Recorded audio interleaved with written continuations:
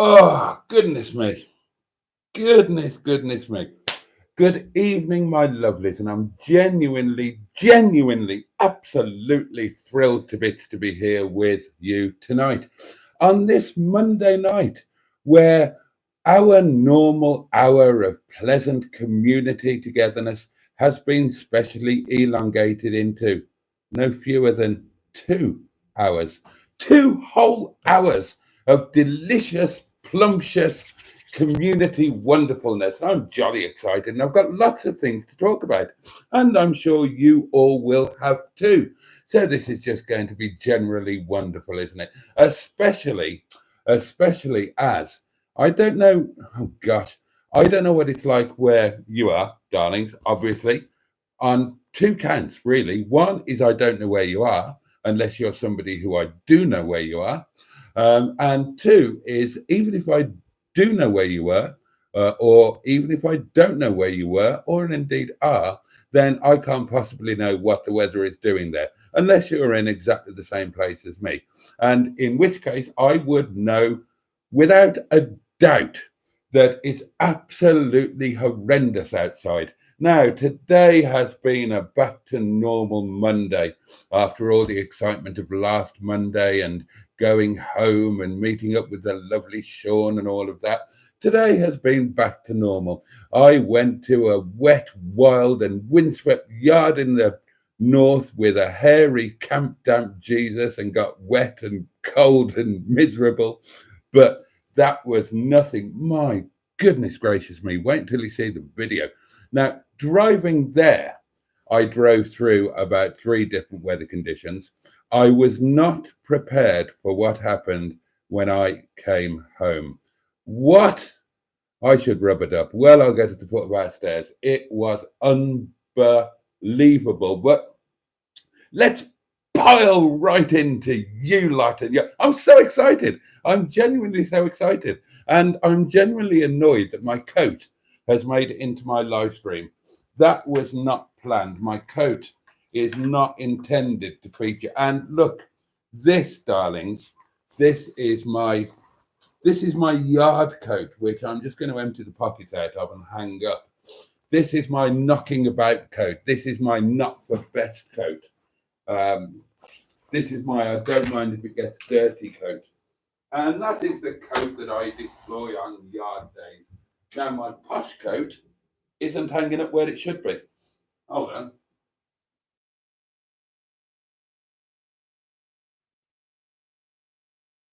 Look at this, darlings. I'm such a slob that since last Tuesday, when I got home, I haven't put this coat back where it belongs. This is now my Welsh coat. This is the coat that I shall deploy when I go home, and it looks like the weather could be a little bit manky, which, let's face it, is most of the time. The pockets are empty, so this can go away where it belongs. And if you're interested in what else is hanging up in there, then you've got potato bag, onion bag, garlic bag, and kitchen aprons. A dark, cool pantry is, of course, the perfect place for your onions and your bunions and your garlics and your potatoes. Now then, Jimmy Quinn is with us. I have flicked the doings from top messages to all messages, so don't you worry about that. Oh yeah, professional. See, what? I said Coco. Jimmy Quinn is with us and says, good evening, Boaty, and a very good evening to you, Jimmy. And all, Jimmy goes on to say, and all. He wants us all to have a good evening, not just me. And that's jolly nice of him. And I think I speak for all. I've got some really exciting news for you later on. I can't wait to tell you. You're going to be so excited. Some of you, especially so. Anyway, Jimmy wants us all. He hopes we all have a good evening, and he also hopes that we've all had a nice day. And I second that. I hope you've had a nice day. And Jimmy Quinn is, of course, one of my wonderful, valued channel members. Shall I give some channel memberships away tonight, or shall I wait until next week? Dave Smith is also with us, another channel member, and he says good evening. Oh, and he's daring Jimmy to call the show. Oh, well, that would be brave, wouldn't it? Rover Joe is here, and you know the rules. When Rover Joe, who is just one of the loveliest human beings that you could ever hope to meet, when Rover Joe comes amongst us, we embrace him in a community hug, do we not? So, Rover Joe, consider yourself community hugged. Oh, yes. And a jolly good evening to you. The lovely Mystic Hair is with us. Good evening, Boaty. Good evening to you. Oh, now a point of discussion from Skick, who's never or seldom short of a point of discussion or debate. This is an interesting one. I'm going to say something now that may be unpopular. If I had the power, I would ban jury service. Now, that's an interesting one to discuss, I think. What is your opinion on, well, not about jury service per se. The discussion will be, what do we think about trial by jury? Is it a good idea in this day and age? Or in this day and age of scientific and forensic expertise, is it now time that we did away with the idea of people being tried and their lives possibly depending on 12 men supposedly good or true, good and true? And when I say men, of course, I do mean men, women, others, or whatever the politically correct term for that is. Now, I have opinions on that, but I would like to hear yours first. Do you think that it is a little bit outdated that people's lives will be decided or massively affected by the opinion of 12 untrained people who have got no particular expertise in the thing that they have to make a decision on? I think we kind of had this discussion before, didn't we? Because I remember my argument, or one of my arguments, was that in my experience, people will be swayed by a particularly engaging or charismatic advocate, so that, you know, guilt or innocence won't be decided by the facts. It will be decided by how good the particular silk is at presenting their case. So we may have had this discussion before, but not for a while, and it'll be interesting to go back there. Remove yourself from the electoral roll, says Dave Smith. Bingo, no more jury service. Now, Tracy Greenwood says, I'm so tempted to delete this, Tracy. I'm so tempted to delete it, but I won't. I'll be nice. And Trace says, evening all, hello again to some of you, because some of you will have been on Captain Mustard's live stream. And while I'm on that particular subject, I would like to thank Captain Mustard from the heart of my bottom for being my warm-up act, and a jolly good one he is too. Barry is here, that guy from SETI Alpha 5, and says hello all. And Skick has been following the Lucy Letby case and has listened word for word to everything spoken by both the defence and the prosecution. Well, you'd make a good juror there, Skick. Or is any juror a good juror? That's the question. Pingu Concord is with us, and in his often alliterative way, he says, salutations, slayer of the sausage swingers. Good evening, Pingu. How the devil are you, sir? Oh, and Tracy's saying that she doesn't have to behave now that she's taken her moderating clothes off.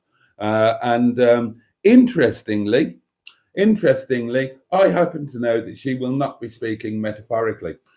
When she was moderator on Captain Mustard's live stream, she will have been clothed. Now she will be entirely naked. I absolutely guarantee it. Ed Usher is with us and says a jolly good evening to you, Boaty. I hear you've had quite the adventure in the 623. I have, rather. Just like my stomach after Barbara Summer. Matilda. I'm also a bit sore from last night with Matilda. Who the hell's Matilda? We know about the housekeeper. I dread to ask, well. Oh dear, oh dear, oh dear. And tonight, Matthew, Boaty will be wearing a latex catsuit. I did that. No, I didn't wear a latex catsuit. I did the And Tonight, Matthew television program. And tonight, Matthew. Diddly-doo. Neil is here. Yeah. Neil, aka the Gibbinator, aka the very nice man. And I'll tell you what we haven't done. You know our celebrity tag team charity YouTube celebrity wrestling match thing, right? Well, Sean is amongst us now. Surely he's got to be involved, and he's a solid unit of a chap. So we need to come up with a fighting name for Sean, don't we? Any suggestions? And of course, Neil, the very, very nice. Your fighting name was a very, very nice man, wasn't it, Neil? Yeah. Neil is the force to be feared when it comes to celebrity YouTube tag team wrestling or whatever the hell it was. That kind of went over Joseph's head, didn't it? He couldn't get on board with that at all, bless him. Whereas I absolutely love the idea. I mean, I would love it to happen in real life, but I also love the idea that unbeknownst to them, all of the major YouTube people that we're aware of are taking part in a charity tag team wrestling thing, in our fevered imaginations at least. I think that's wonderful. That's one of the things I love about you lot and this community of ours. We can come up with nonsense like that and everybody thinks it's perfectly okay.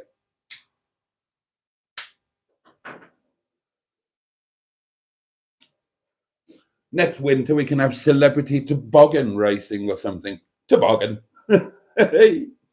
Oh dear. Anyway, good evening, Neil. I'm so glad you're here, mate. Andrew Buttigieg is here. I'm Spotty Botty. A very warm greetings to you, Boaty and chatters.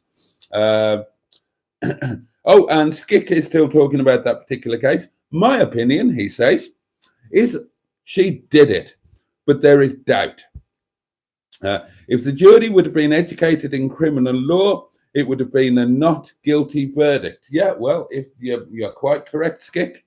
If there is doubt, then it should be an acquittal. I've invited my sister, says Tracy. It might be a buy one get one free for you tonight, Boaty. Oh well, that's very nice. Well, she will be very welcome to join me and all of you wonderful bogs. Will she be naked too, Tracy? I'm just asking purely for information. The inner scrotum welcomes the early Monday start, our kid, says Chaz Brown, and a very good evening to you. Bad Books is here. Good evening, all. Good evening. Dave Smith says, I hope Boaty's quiz is better than Smashing Pumpkins. Oh, his quizzes are excellent. I mean, if you want a quiz, I'll give you a quiz. Oh, dear.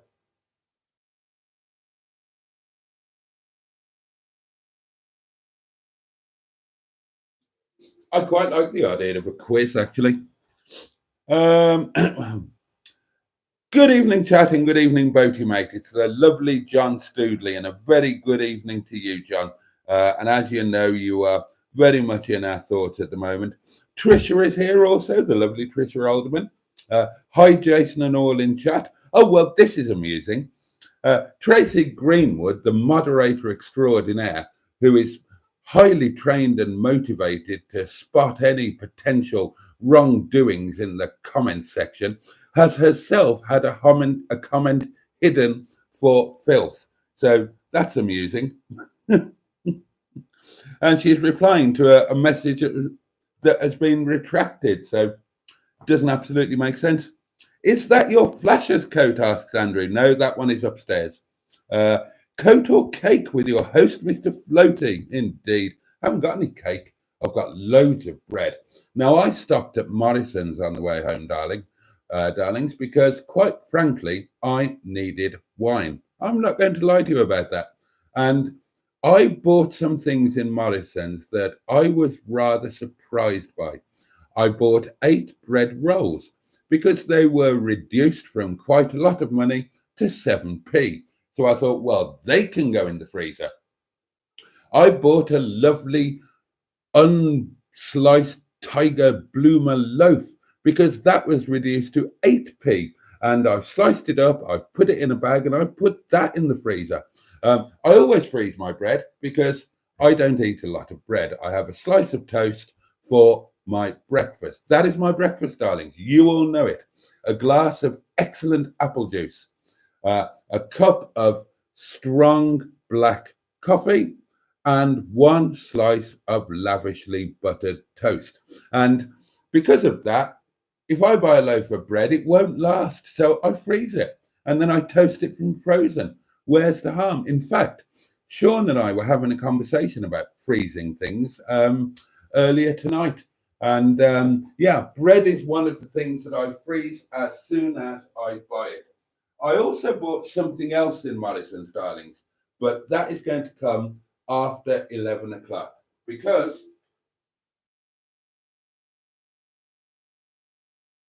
it is a subject matter that is not suitable for the pre-watershed, pre-wine period of this live stream. This period of the live stream is largely filth-free, family-friendly, and utterly professional. Then at 11 o'clock, I poured a glass of wine and it all goes down the what's it, doesn't it? Oh, could somebody remind me at 25 to 11 to put my wine in the freezer, please? Thank you so much. I genuinely appreciate it. Or actually, bearing in mind I'm probably already behind on the comments, you probably better tell me now and it'll be 25 to by the time I get to it.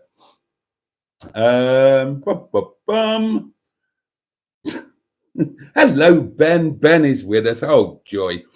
Bad Book says, have you seen the G-Reg Rover 827 SI with 10,600 miles on Stone Cold Classics? It looks like new, and it's 6,995 the King's pounds, but it's very brown stroke beige. No, I haven't seen that. At the moment, I am thoroughly obsessed with the car that I drove back from the yard, darlings. I brought Windsor Davis back from the yard, and I had forgotten just how utterly, utterly fabulous that car is. And it's going to become a little bit more fabulous over the next few days. Oh, yes. You watch this space. Honestly, the car is to die for. Wonderful. It's a thing of joy. So I'm all over that at the moment.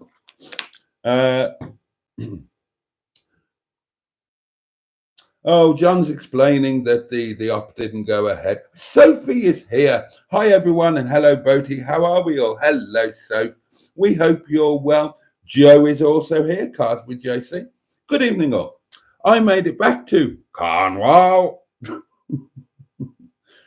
I should do it in Joe's voice, shouldn't I? Hey, good evening, all.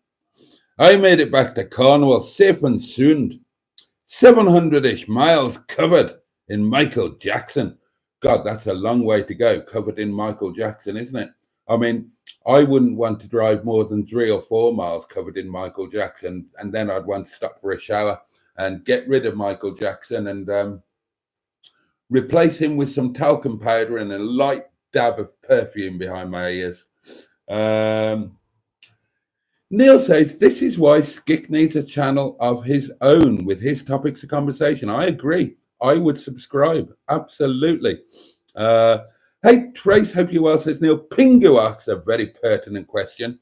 Have you got a posh folder for the 623 yet? I will have tomorrow. Oh, yes. I will have tomorrow. I didn't realise. I don't know if I'd forgotten or if I just didn't realise. I went through the paperwork. It's got a fully stamped up service history, that car, literally from beginning to end. So comprehensive and extensive is it that the service book is full.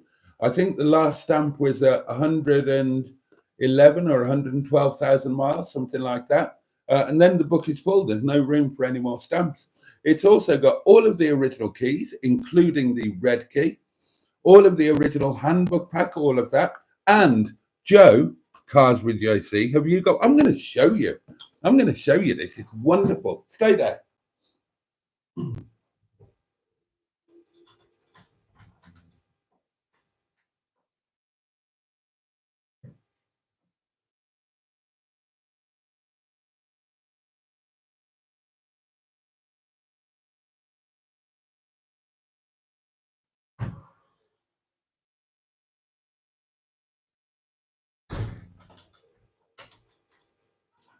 Right, my question to Cars with JC is, look at all of this wonderful stuff. All of the original stereo stuff is in there, the service book, everything, owner's handbook. Joe, Cars with JC, have you, I bet you have, but have you in your stash got one of these? An original Rover pen with the logo, matching the plush leather and velvet owner's handbook pack. Have you got one of those, Joe? I bet you have, and I'll be very impressed. This is all wonderful. Oh, gosh, there's no excitement like a new car, is there, darlings? Oh, Sean is here. Oh, right, on the jury question. Far harder to bribe.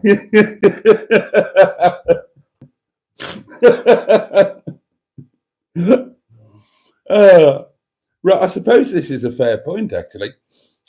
Sean says it's far harder to bribe a jury of 12 compared to a single judge.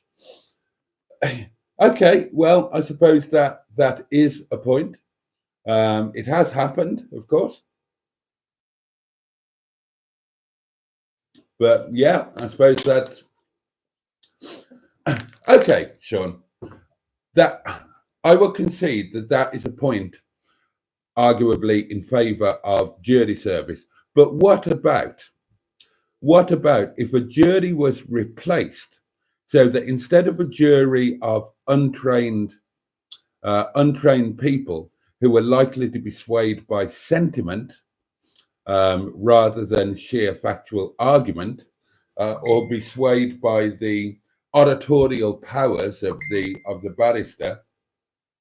What about if juries were made up of professionals connected to the field, so that you had barristers in there, or judges in there, or not police, because they wouldn't be impartial, would they?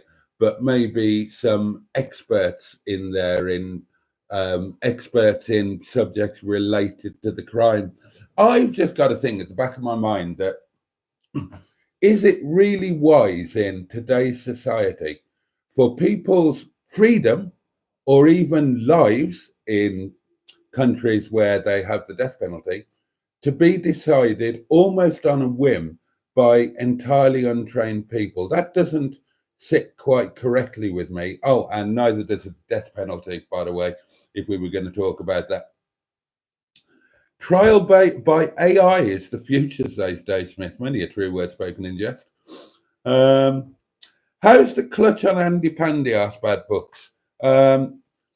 Compromised. It's compromised. But Andy Pandy is now back at the yard, and he will be undertaking remedial treatment. And I am enjoying the splendoriferosity of Windsor Davis. Another hidden comment from Trace. Let's have a look at this one. I am so sorry for hitting the wrong name. You were sandwiched between two butthole comments, and the chat moved as I clicked delete. Yeah. I've heard all the excuses, Trace. That's fine. That's fine. You can delete me. You can try and quieten me, but what? Hello, Rover Joe. Get a doctor's note. No more jury service, says Jimmy Quinn. Right. Well, I've never been invited to jury service, and there's no reason why I shouldn't be. I don't have a criminal record, and there is nothing that would disqualify me from serving on a jury. But I've never been asked, which I think we've covered this before at some point in the past, but we'll do it again. Who amongst you lot have done jury service, or who were invited and found a way to get out of it? Now, if I was invited, I would absolutely do it. I wouldn't try and get out of it at all. I would be delighted to do it. Ed Usher says, Boaty, I went down for counterfeiting and money laundering in the 70s. It obviously wasn't. And I didn't deserve the 5 years the sods gave me. Oh, well, hopefully you got out a bit sooner than that, Ed, with good behaviour. Hello, Mr. Boaty, says Lord Stiff Upper Lip, and a very big hello to you. Ben says, for Mad Mike, Classic Wheels Wales aficionados, on Simon's Live, he said his chemotherapy has finished and he hopes to return to work in around 6 weeks. Oh, well, that's encouraging, isn't it? That's encouraging. Poor old Mike, I feel so bad for him. I mean, he had his first battle with the big C, and that appeared to have been won. And then he had the other tragedy in his life. And then, the big C came back and bit him on his shapely arse. It's very unfair. And I know, and he knows, that we're all sending him all the love in the world. There's so much sadness around, isn't there? Neil is letting Trace know that they had a fantastic weekend, rubbing shoulders with the YouTube masses. Had a great time with Joe and Allegro Man and Sheldon and a few others. Oh, I see. Matilda is your inflatable lady. Fair enough.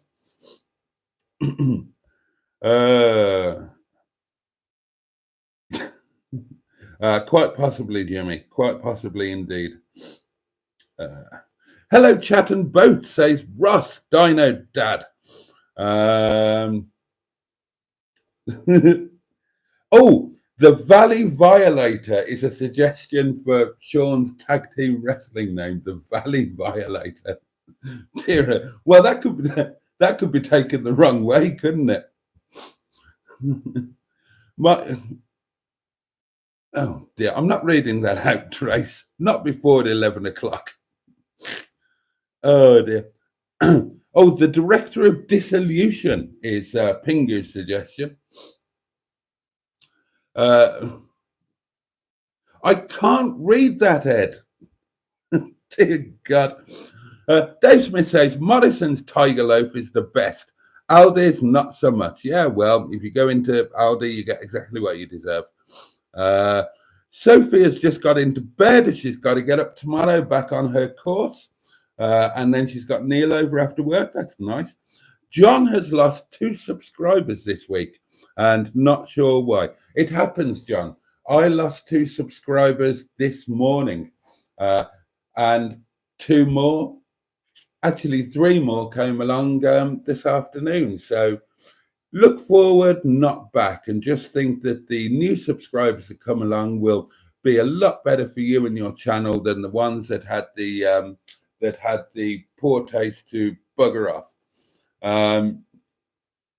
Oh yeah, good point, Trace. Yeah, and also bear in mind, John, that YouTube have regular periodic but very regular clear outs. So they will go through your subscribers. If any accounts have been closed or have been dormant, they will go. And if the YouTube bots suspect any of the channels that subscribe to you as being bots or AI or fake in any way, YouTube will delete them. Now, there is a way to find out if this has happened. It's difficult to find though.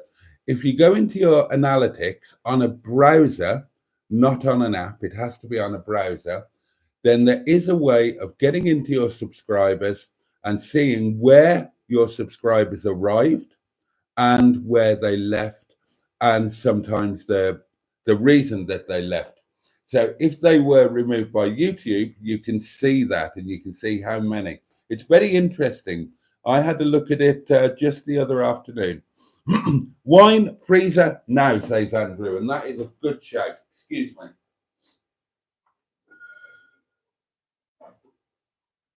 Oh, before I put it in, darlings, and it does need to go in.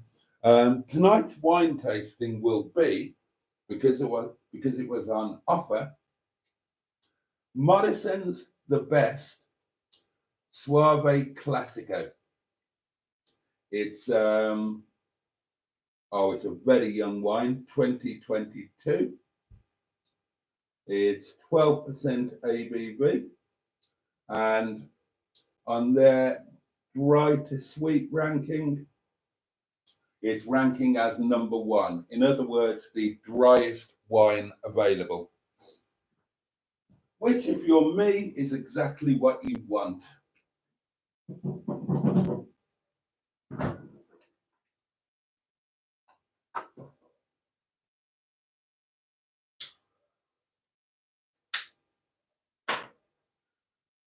And I'm delighted that some of you are actually listening to me when I waffle on about wine. I know that fabulous Rioja Blanco I had a week or two ago, I know some of you went out and grabbed that when it was on that ridiculous offer, well under £5 a bottle, £4.25, I think, and it's a really, really good wine. And I know some of you enjoyed that. And I know Paul, and a big shout out to Paul and his entourage. Hope you're doing okay. You'll be down south now, won't you? Yeah, of course you will. The lovely Paul has taken, and the entourage have taken to ordering Chablis when they come to the restaurant now on my recommendation, and I think that they're enjoying it very much indeed. And why wouldn't you? My God, a good Chablis, a Premier Cru Chablis, is a thing of great joy and beauty. I mean, I don't have recent experience of it because I can't afford it, but I remember how good it was.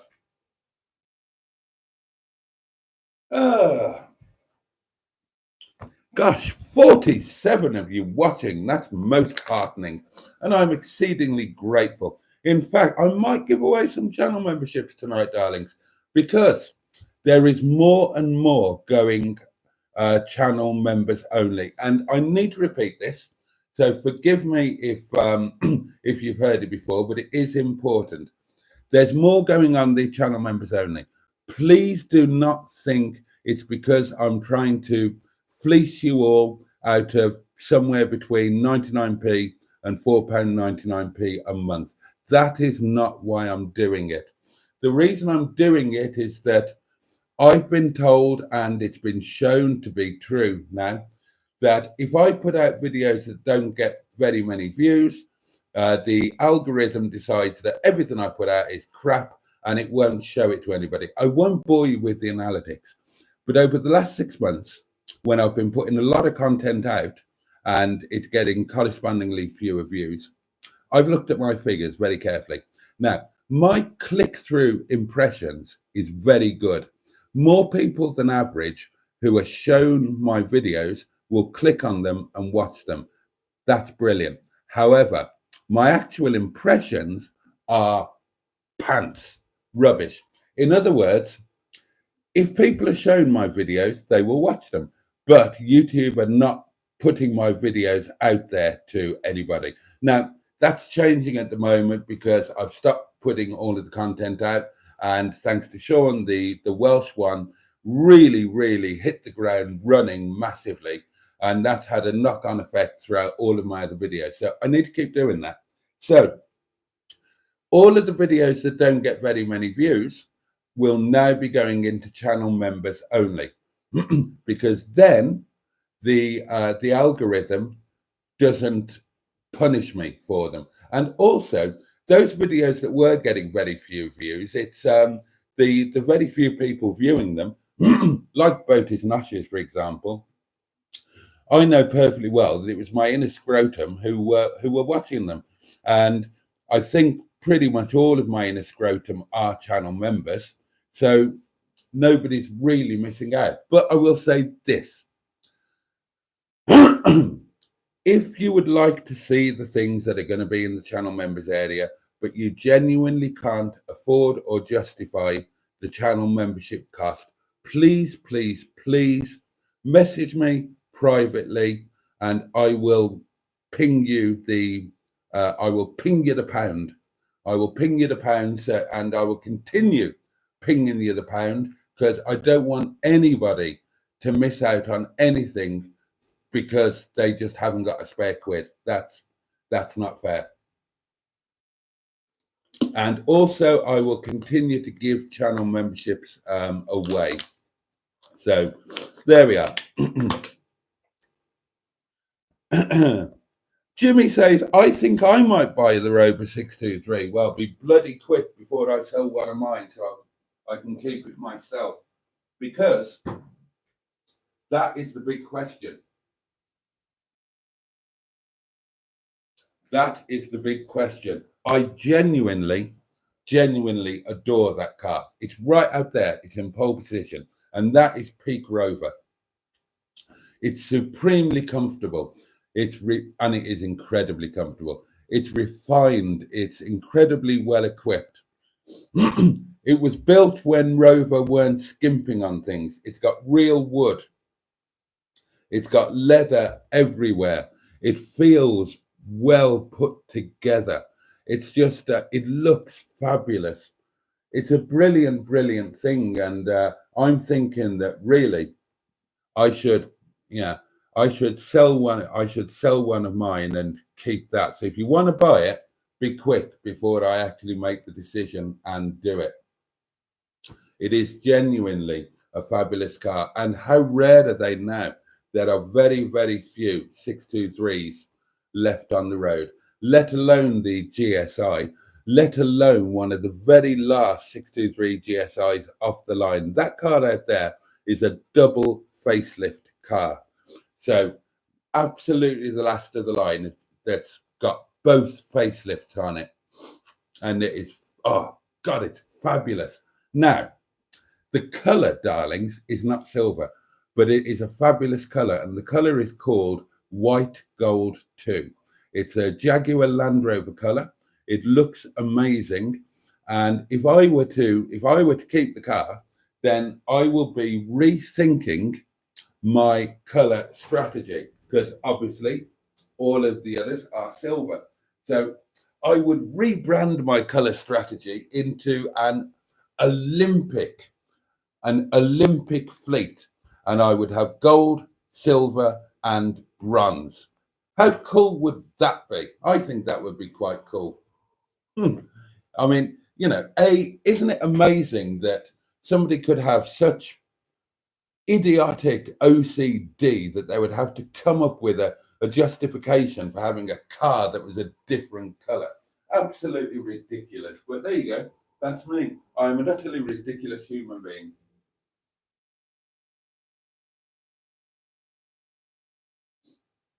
But honestly, that car is just sublime. Now, it needs some bits and pieces doing to it. I might as well tell you that. No, I'll catch up with some comments, and then I'll tell you about the drive home. It wasn't without mishap. Neil says, but do you have TI alloys approved by Mr. Lloyd himself? Well, no, I don't, Neil. And I wouldn't want them, because it would stop my car from, or the car, it's not mine yet, is it? it would stop the car from looking like a 623 GSI. Now, the 623 GSI came on 15-inch alloys. The 16-inch alloys were on the 623 IS, which was a lower spec model. So it's going to make the car. See, I'm calling it mine already. It's going to make the car look. It would make the car look less than it really is. So it can stay on its original alloys, and they, the 15-inch high-profile tires just add to the ride comfort massively. It took me a while to remember how to drive it, to get pleasure from it. You have to drive it in exactly the same way that you drive a Rolls-Royce Silver Shadow or the Rolls-Royce Silver Spirit, or Spur, if you've got the long wheelbase version. You have to waft it around in utter comfort and serenity using your fingertips. That's kind of the way that you drive it. I mean, it's a wafter. It's an unapologetic wafter. And you don't drive it as such. You just gently encourage it to waft in the direction that you want it to waft. And it's wonderful. It's a joy. And you just nestle yourself there. Everything is just where it ought to be. Your elbow fits naturally on your central armrest. You nestle into the beautiful, sumptuous leather. It's wonderful. I would love to own a pen with a blown head gasket, say Dave. I'm sure that could be arranged. Ballpoint failure happens, says Neil. 47 people watching, says Tracy, with surprise and incredulity. Silly question to ask me, says Joe, about the pen. I've sent you the proof. Exact same pen and booklet. See? And he has. Let's have a look.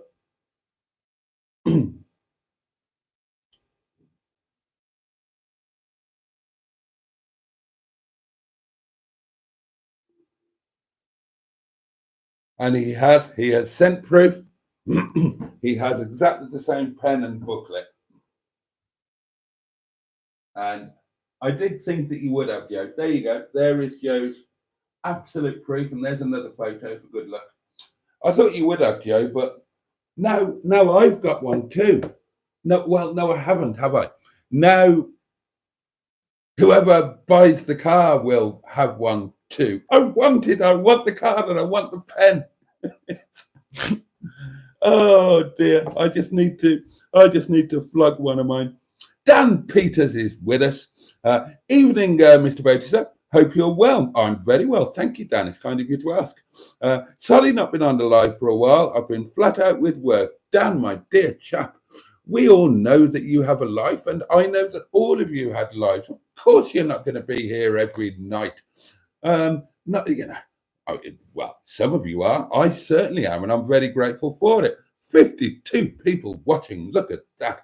Isn't that wonderful? Oh, I feel inclined to celebrate by clutching my little tinkle with excitement. But I can't do that because that's an after 11 o'clock post-watershed sort of thing. So I'll have a swig of water instead.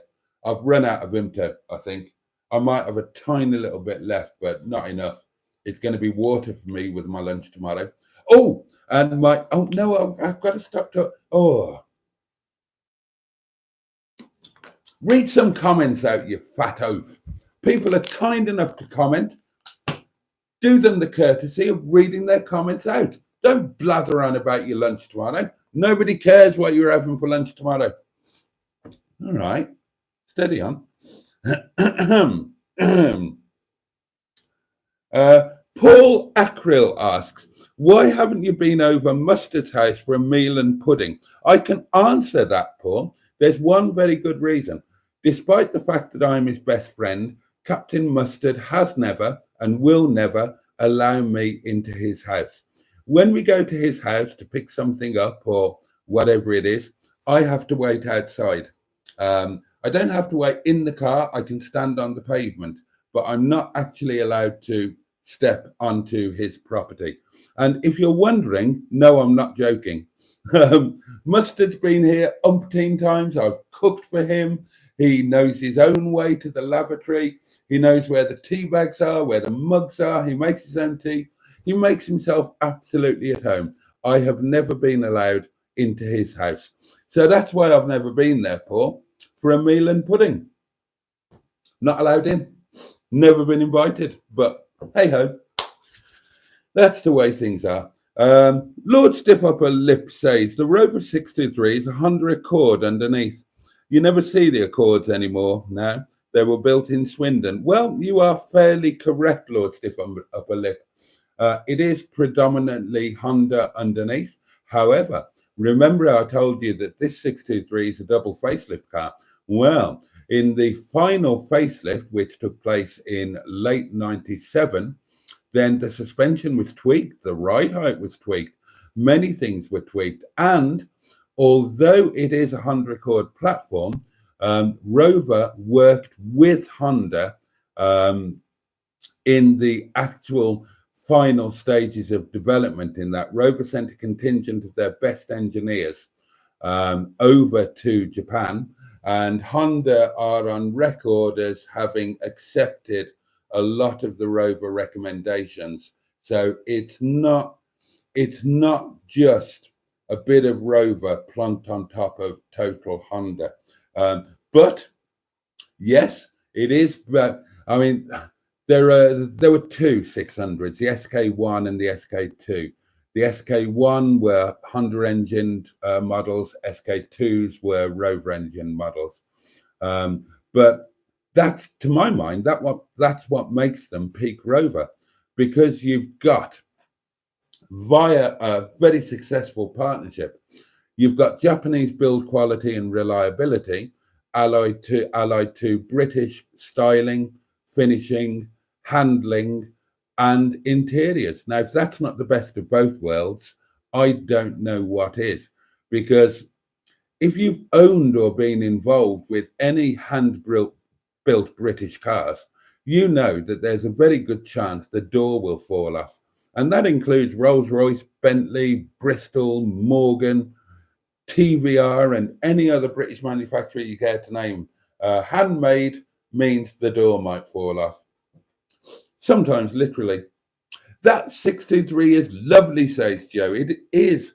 Dave Smith has never been asked for jury service in 54 years. John Moretti says Andy Pandy needs his dodgy starting sorting out. Seems to struggle. Not really. Maybe you need to set glow plugs. He starts first turn of the key after he started first time. And that's fairly typical L series, isn't it? That's how L series are when they're cold. Mr. Stephen Parry from Port Sunlight in the Whittle, the Leisure Peninsula, says, did you have your emergency pie in the end last night, old chap? How was your day at the yard with Captain Paul? I know you both miss each other not being there last week. We did. We really did. I did not eat my emergency pie last night. I had some lovely staff curry. And I won't be eating my emergency pie tonight. My emergency pie remains in the cupboard, but it was jolly good fun talking about the old emergency pies. My day at the yard was good, albeit wet and cold. And yeah, we did miss each other. Oh my God, says Trace. When you met Allegro Man, Neil, did you shout, now then, at him? Bad Books has never been invited for jury service in 53 years. How is our old friend John doing, Jason? He's not having the best day, but he's here. He is amongst us.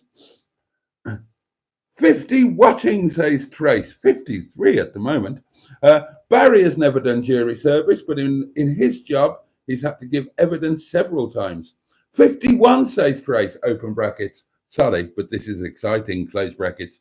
52 with an exclamation mark. And no doubt 53 will be coming. Captain Mustard has arrived amongst us. Good evening, Captain. How the devil are we? Lord Stiff Upper Lip was selected for jury service, but it got cancelled. Some friends have done it and said they were put in a very small room with about 80 others. 80 others waited around and then got sent home. Oh, take the case, says Skick, of Derek Bentley, who was hanged. I think you mean. He killed nobody. The evidence was that he told his accomplice to let him have it. The defence said the meaning was to give him the gun. I'm actually familiar with that case, Skip. The jury took the meaning let him have it as shoot the copper. And yeah, I am very familiar with that case. It's quite a famous one. And Trace says, let him have it is literally what people say when they're meaning shoot him and hit him. So I do think that's 50-50. But the point is, if it's 50-50, it should be an acquittal.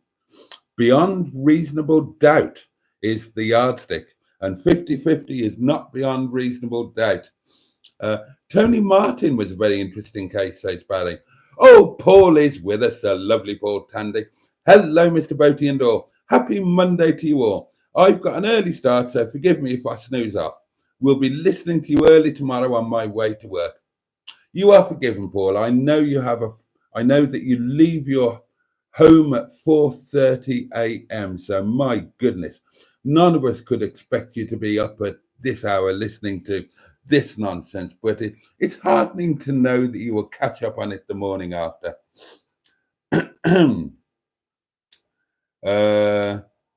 And yes, I am down south, says Paul, and the Chablis is excellent. Excellent. GSJC5 it is having Yellowtail Chardonnay tonight. Well, there's a feature. What are you drinking? Let us know. I mean, none of you tell me what you've had for dinner anymore. And you know I want to know. Oh, and don't forget, name the live stream. That's your job. Oh, it's almost wine time. I'm looking forward to a drop. Diddly-do. Barry says, great. There are a bunch of innocent people now learning about pottering and rusty trombones who are used to seeing gardening. There is some truth in that. It would be funny if Mustard got a free channel membership. Jimmy Quinn says, can you ping me £1? Jimmy, bless you. You are one person I know doesn't need it. A, because you're already a channel member, and B, because you've been very, very generous in helping me out and supporting me. And I'm very grateful for that. Harry is getting a facelift, says Neil. New old stock headlights, bumpers being painted, and new fog light bezels. Peter Wood says, I've got a 623 on an N-Reg, so that would be what, 95? 95, 96 N, wasn't it? Oh, Simone is here, hooked on classics. There he is. Hello, Boatster, and a big hello to you. A wafter for a waffler. How apt, says Ross. Yeah. I thought you were selling some of the fleet anyway, said Jason, says Joe. I was, but then after last night's happenings, that might have an effect on things. So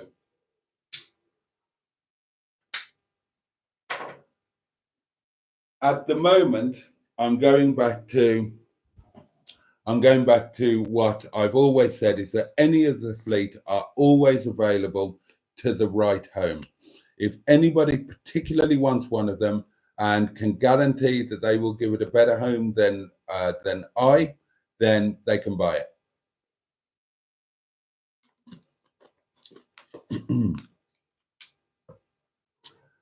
John Moretti says, I think I prefer Harry Seacombe's original alloys, but he's Neil's car now. Well, he didn't have any original alloys, did he? He was on steel wheels, wasn't he? Wasn't he on steels with wheel covers? I'm sure he was. You're safe, Boaty, says Jimmy Quinn. I'm looking at a 1988 Mercedes 300 SL. Ugh. And Joe says, I'm the Rover MG memorabilia hoarder. And you certainly are.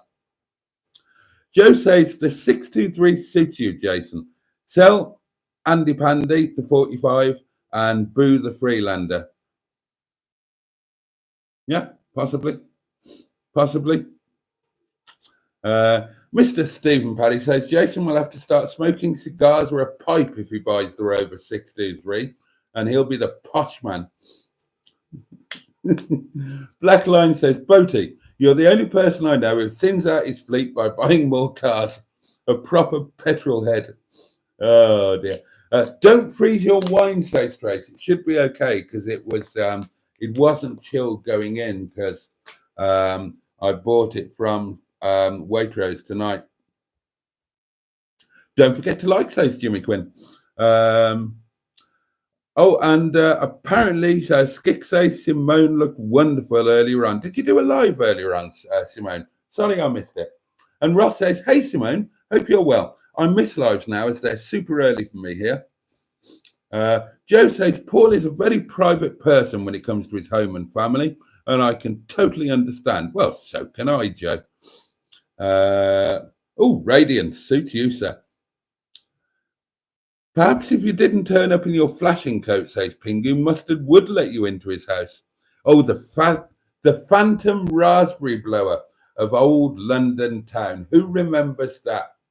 And that's something we can talk about in hour two.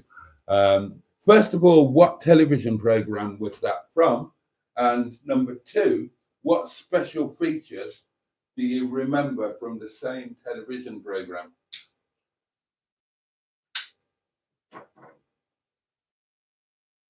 The phantom raspberry blower of old London town. I remember it well.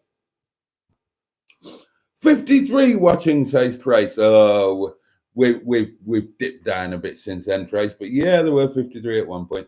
Hello, says Emma Lemon. I've been told to come here by the Greenwood, so here I am. Hurrah! Could Monday evening get any better? Well, Claudia Winkleman could turn up with some bacon. That would improve my evening. But I very much appreciate your sentiment and welcome, Emma Lemon. Neil said, Trace, we did shout now then at Allegro Man, but he told us his name now, so we're on first name terms.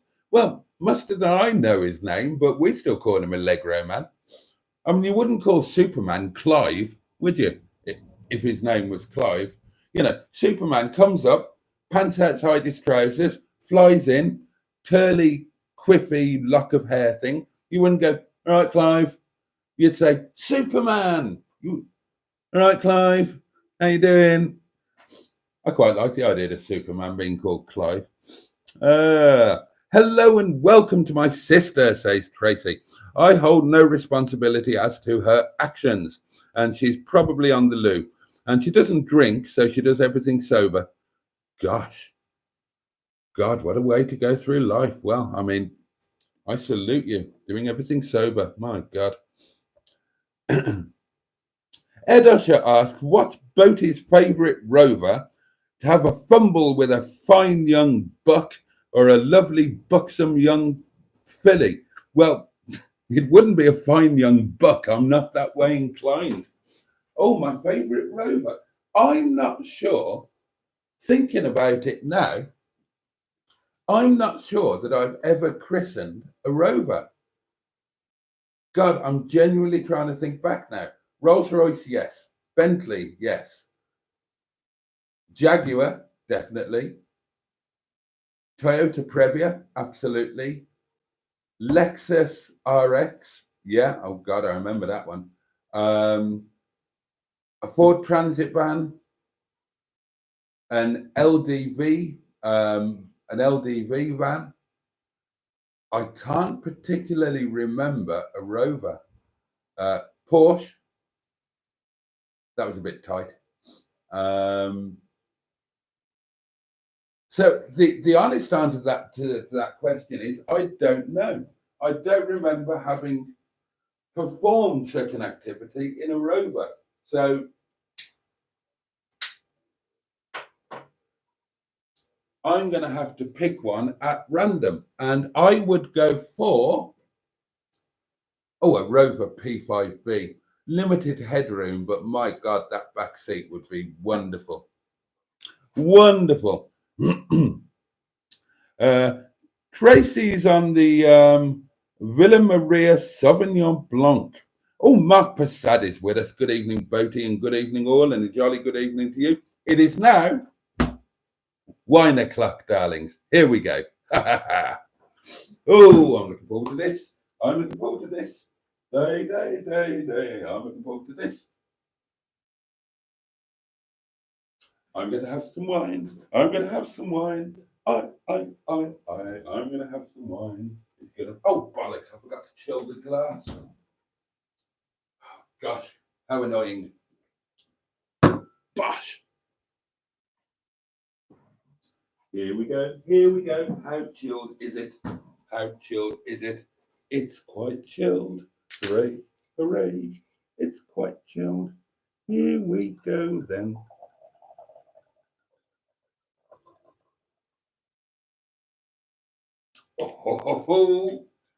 Oh, I'm looking forward to this. I love Monday nights, darlings. Oh, and I've got stuff to tell you about. I'll catch up with the comments.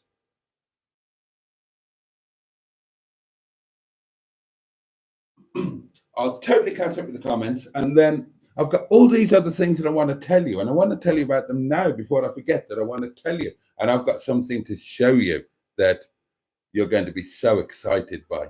Oh, yes, you are. Cheers, darlings. Your very good health. I raise my glass to you and clink. Cheers. Bottoms up. Up yours.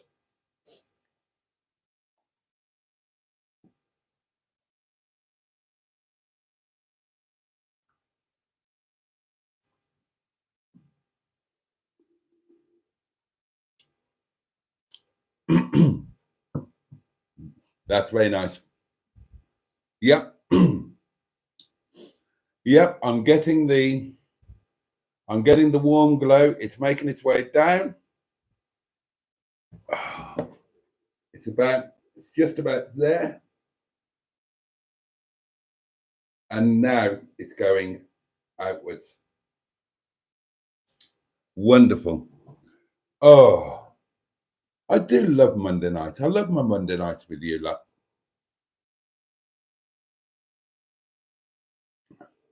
Oh, that is so nice. Cheers, darlings. Your very good health. Barry, Tony Martin lives near me. His case did change the law, so he would not get in prison now. Sober pooing is the top, says Emma Lemon. There we are then. Now we know. We've got it from the horse's mouth or other areas of the horse. I'm not calling you a horse, darling, my lovely. It's a phrase. It's a phrase. Oh, Sherry Kay is with us. How fantastic. Hello, Sherry. It's lovely to see you. We used to have a commercial in the US for orange juice, and the slogan was a day without orange juice. Okay, well, have you? As slogans go, it's not the best. Oh, dear. Oh, Skick takes issue with Joe. Oh, dear. Oh, dear. Video title: would you like a pottering with those vegetables? Oh, dear. Oh, somebody has just done a thing. It's popped up. It's popped up. Sherry Kay, the wonderful Sherry Kay, has become a channel member. That is fantastic. And that's changing the demographic. We need more lady channel members. Sherry, I'm very, very grateful for the support. So welcome to channel membership and thank you very much. Your name will now be all green and wonderful.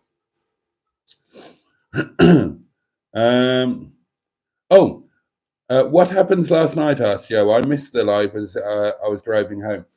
I've accepted. I've accepted a potential new job, Joe. We spoke about it last night. Vishnu guilted me by saying that I need to think about my future, that I can't just carry on living without being able to pay my bills, that I've got to think about, getting older and retirement and security and all of that. And he went on and on and on until I said, all right, I'll do whatever you want me to do. What do you want me to do? And basically,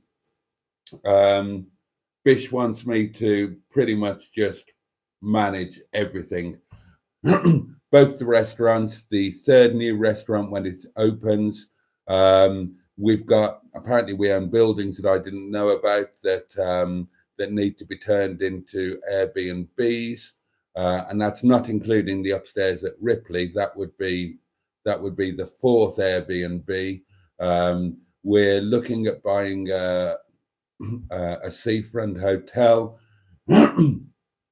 And his idea is that I would just be pretty much across everything and effectively be him, so that he's freed up to do what he needs to do, and that whatever's going on with any of the businesses, that nobody would have any need to go to him. They would come to me, and that would be as far as they could get. He wants, the only reason anybody to have any reason to talk to him would be if it was about a very personal or family matter. Anything to do with business, he wants me to be absolutely the end, and to just be, to have authority over literally everything. And I said, yeah, I'll do it. Let's do it. He's building me an office.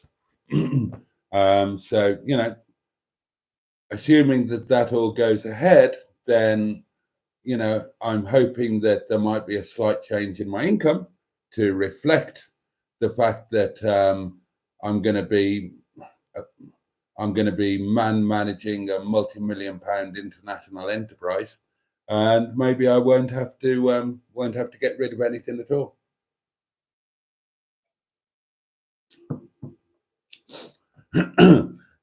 Oh, I missed something. There was another green thing popped up. Somebody has been a channel member for 7 months, and I'll catch up with that. Hold on.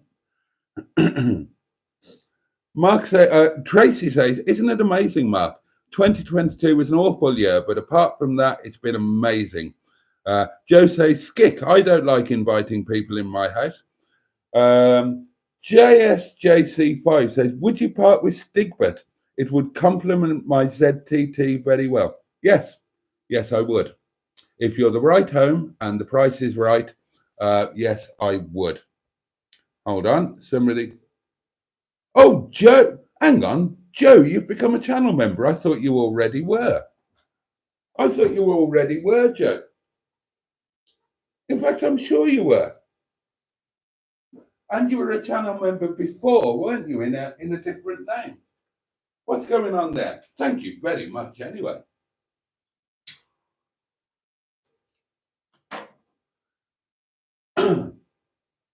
But going back to the question, yeah, I would part with Stigbert.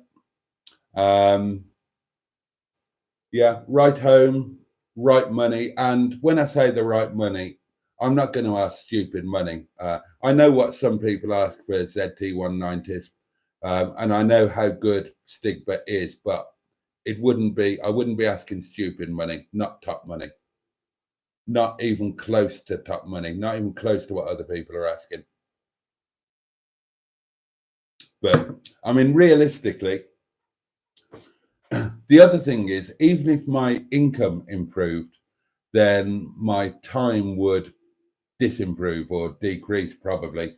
So even if I had the income, then it probably wouldn't hurt to thin out the fleet. And I genuinely, I'm in love with Winter Davis out there. And if you put a gun to my head and said, which would you rather have, Stigbert or Windsor Davis? I think I'd say Windsor Davis. Stigbert is a much more dynamic and a much more exciting car. And God knows I've loved owning him, and I wouldn't mind in the least keeping him. But Windsor Davis is a bit more me,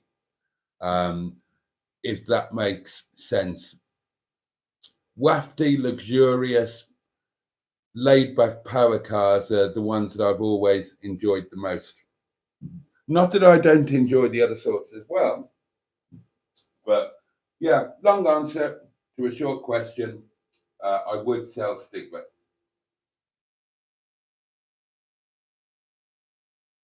And somebody would be getting anybody who bought him would be getting a rather excellent car.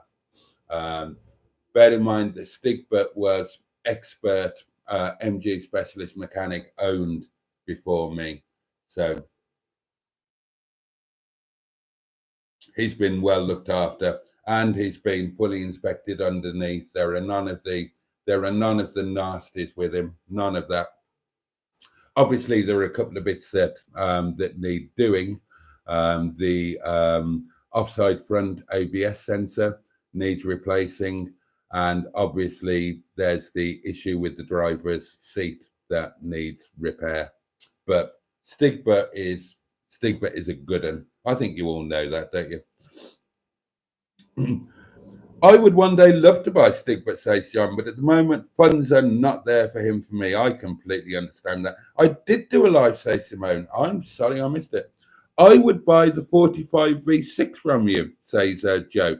Joe, I would sell you the 45 V6. I already told you that. You are exactly the kind of home that I would love one of my cars to go to. And I would sell you the 45 V6 in a heartbeat. And again, I had this conversation with Mustard today, and gun to the head time, and he said, what would you've got to pick one. Are you going with Dicker Dum Dum or Windsor Davis? And I had to say I would go for Windsor Davis. I love Dicker Dum Dum. He's a fabulous car, and I flatter myself that I've improved him since Joseph had him. I've refurbished and refitted the Becker stereo. I've got, and on that subject, the Becker Traffic Master beautiful stereo in Dicker Dum Dum. Look what I've got now. That is going to transform that amazing Alpine stereo, not Alpine, Becker Traffic Pro stereo, which is worth a fortune, by the way. They go for about 400 quid. And at the time was the very best available, fitted to Bentley, Porsche, Lamborghini, Ferrari. This is going to turn that into a Bluetooth stereo. Oh, yeah. Yeah, that will connect it with your phone. It's a clever bit of kit. It plugs into the doings in the back of the stereo. That's for the CD multi-changer. So, and you then just put your you put the stereo onto the CD multi-changer setting, and boom, hey presto, you've got a Bluetooth stereo. So you've got the OEM amazing stereo equipment, and you've got it all of the functionality and the convenience of it being all Bluetoothed in with your phone. So that's going to be a video in the making. But yeah, you could have the 45 V6, Joe. As I say, you are what I would consider a better home than me. So you would be on the very short list of people who could literally buy any of my cars, because I know that the car would have a better life with you than it does with me. And that's kind of the important thing.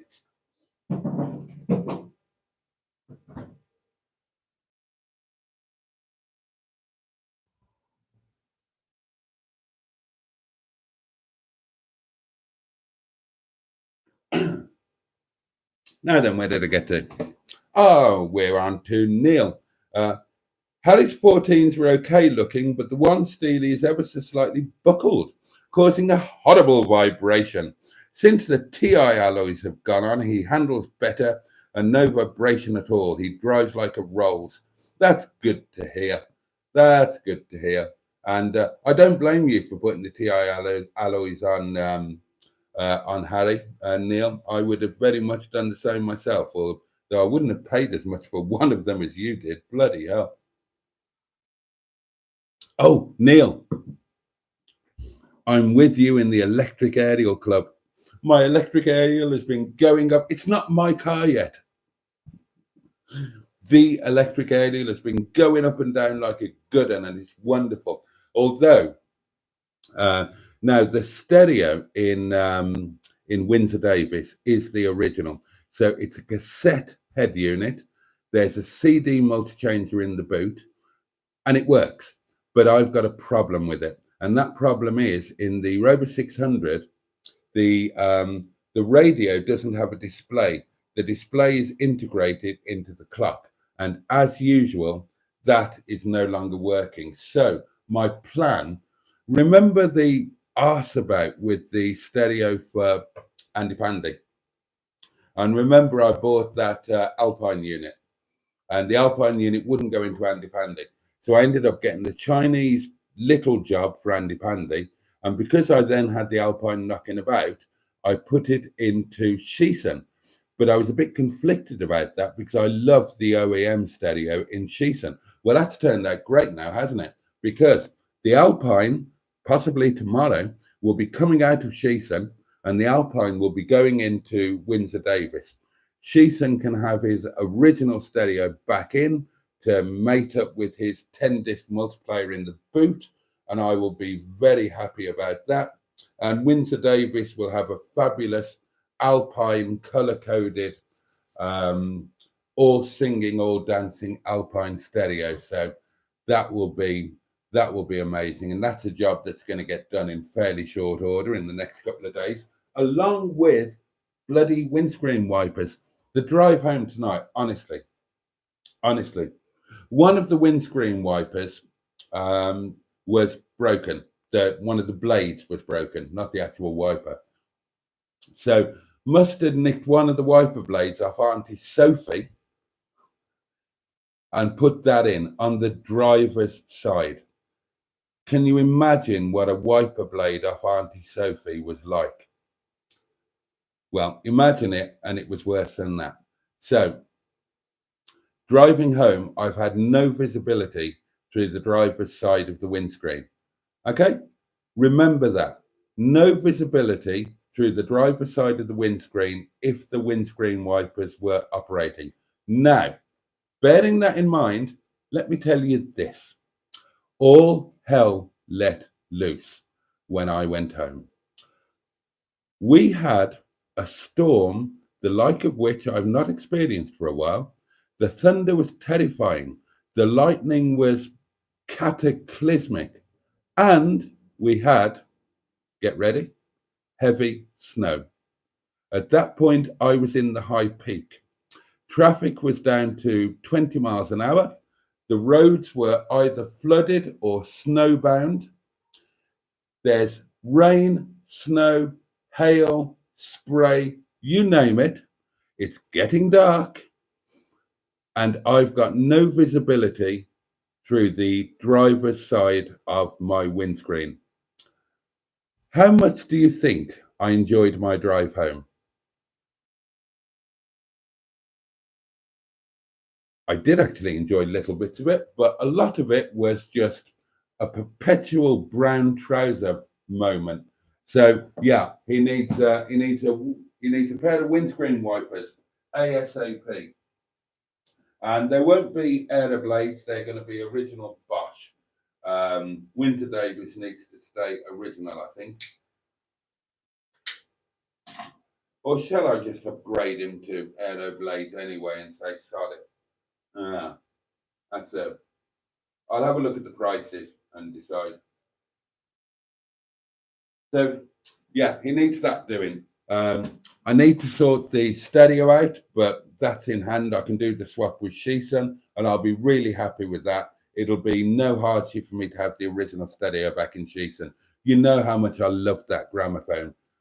One of my favorites ever, Blaupunkt CC32, and I'll get my multi-disc thing back. That'll be great. The Alpine will be great in Windsor Davis, and I'll do that whether I keep him or whether I sell him, because the stereo will just improve the car. The interior light isn't working. Hopefully that will just be a bulb. He needs a clean of all cleans. He's sat in that yard over winter. There's mold everywhere, inside and outside. There's moss. He needs an amazingly good valet. But the interior is in superb condition, and it will come up beautifully. The leather all needs treating with hide food. He's got a full original set of factory rubber overmats, and they all need cleaning up. All of the surfaces need treating. I mean, he needs a full Joe basically, but I'm going to do my best to give him a full Joe. And what else needs doing? Oh yeah, and that ABS sensor on the offside front. Other than that, all of the levels are fine. Everything's fine, and he's just fantastic. Oh, the headlining needs a clean. Doesn't need replacing. It needs a clean, and then he will be amazing. It was the two Ronnies, says Ross, and GSJC5 agrees, and you're both correct. You're both correct. I'm very tired, says Simone. I've been awake since 6. No wonder you're tired. Mastermind, says Barry, a piece of genius. Yeah, I agree. That was that was another. We were talking about features from the two Ronnies, and that was a brilliant one. Specialized subject, answering the question before last.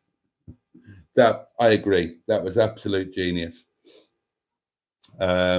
Mark Prasad says the Phantom Raspberry Blower was written by Spike Milligan. Yeah, I did actually know that, and it is pure Milligan, isn't it? It's absolutely pure Milligan. Spine Millington. Joe says, I'd like to buy a few parts from Brian, though, before you scrap him, please. I'm back up your way towards the end of the month. I bought a set of seats from Allegro, man. Joe, unless somebody agrees to buy and pays for bits from Brian tonight or tomorrow morning, then I'm booking a motorized collection for him immediately, as soon as possible this week, so he will be gone. That's no offense to you or anybody else. The truth is, I'm totally up shit creek financially, and I desperately need to get some money into the bank in the next day or two. And the easiest way to do that is to scrap Brian. So I can't. The only way that I could keep Brian to be stripped for parts would be if people ordered and paid for the parts in advance, so I can get some money in the bank. Otherwise, he's got to go for scrap, because I can motorize him, and that's 254 quid that'll fly into my bank, and that will get me through this week. Without that, I've got big problems. So I can't, unfortunately, I can't promise you any bits off him.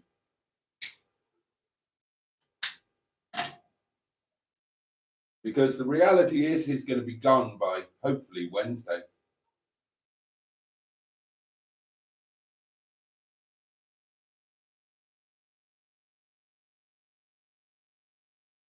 And I say hopefully because I really do need to get that money into the bank.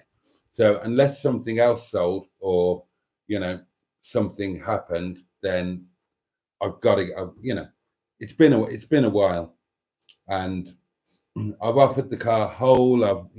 Hoping that somebody would save him, or that somebody would take parts off him so the parts could live on. But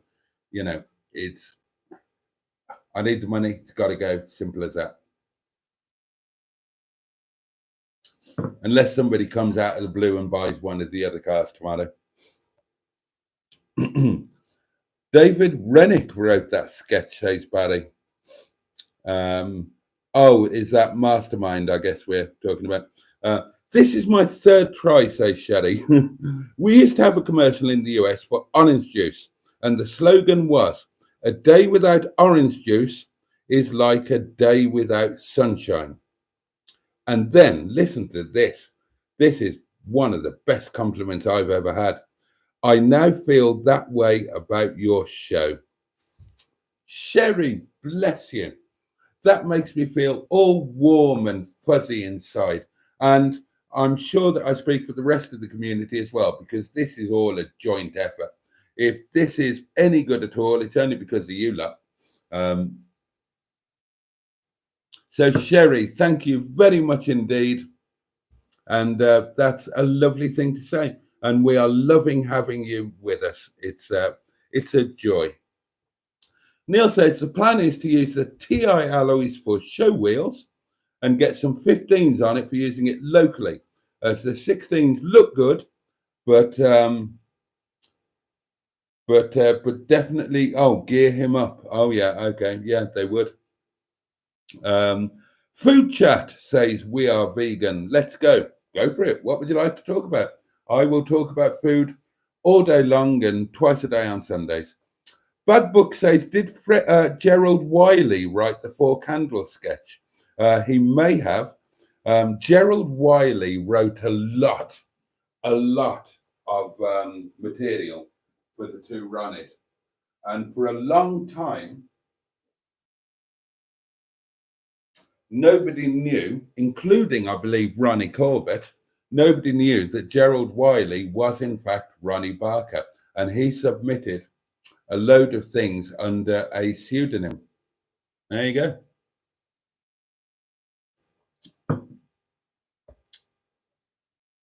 The P6 3.5 litre is my fave, says Barry.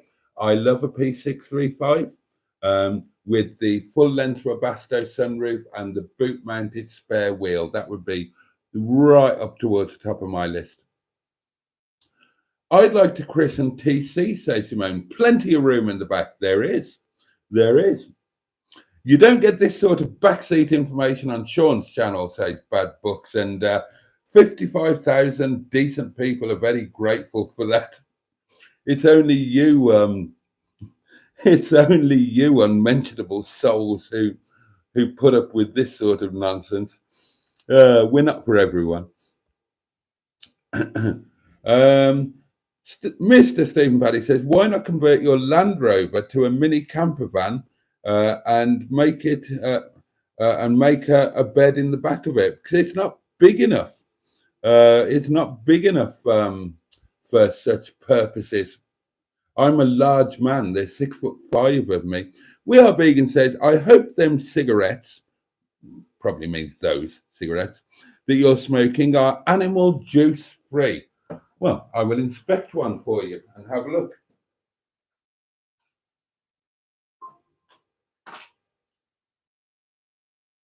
There is no obvious sign of animal juice, to be fair. And I mean, I would have thought, correct me if I'm wrong, but I would have thought when you set light to it, that would burn the animal juice away, wouldn't it? So that would solve the problem. I christened, says Barry, my Maestro, my 280 Capri, and the TA. Ross says, I think Mustard would like to christen Fred the Shed, but he'd probably have to do it on his own.